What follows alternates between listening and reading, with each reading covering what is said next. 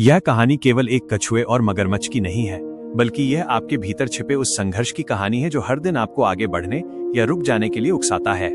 आइए इस यात्रा को विस्तार से जीते हैं। एक विशाल और निर्मल नदी के किनारे, जहां सूरज की पहली किरणें पानी पर सोने जैसी चमक बिखेरती थीं, वहां एक छोटा सा कछुआ रहता था।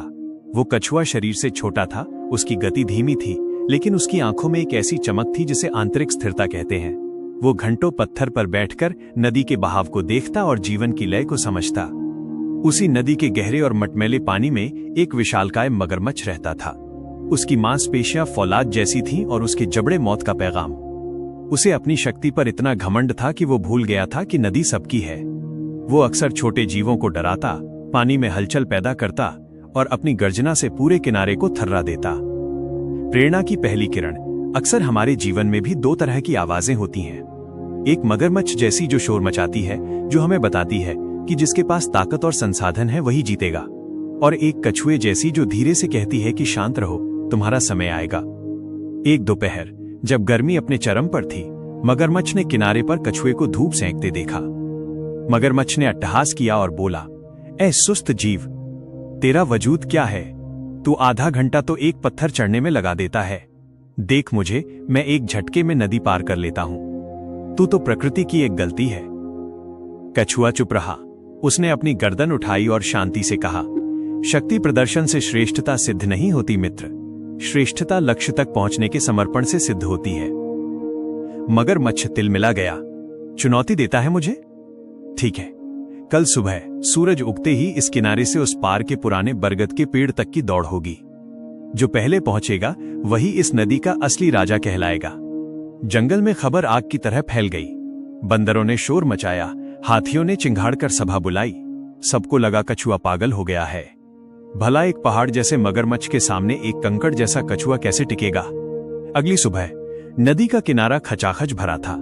गिलहरियां, खरगोश, हिरण और पक्षी सब गवाह बनने आए थे। जैसे ही बूढ़े उल्लू ने संकेत दिया, मगरमच्छ ने पानी में ऐसी छलांग लगाई कि लहरें किनारों को भिगो गईं। वो बिजली की गति से पानी को चीरता हुआ आगे बढ़ गया। पीछे कछुआ अभी पानी में उतरा ही था। उसकी चाल वही थी, एक एक कदम संभलकर बिना किसी हड़बड़ाहट के।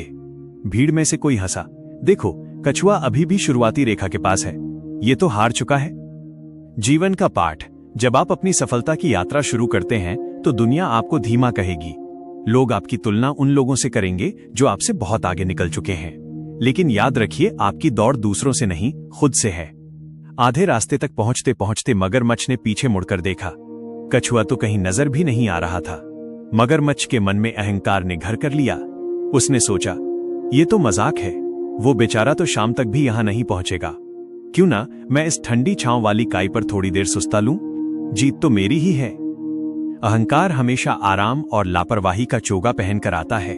मगरमच्छ आंखें मूंदकर सो गया।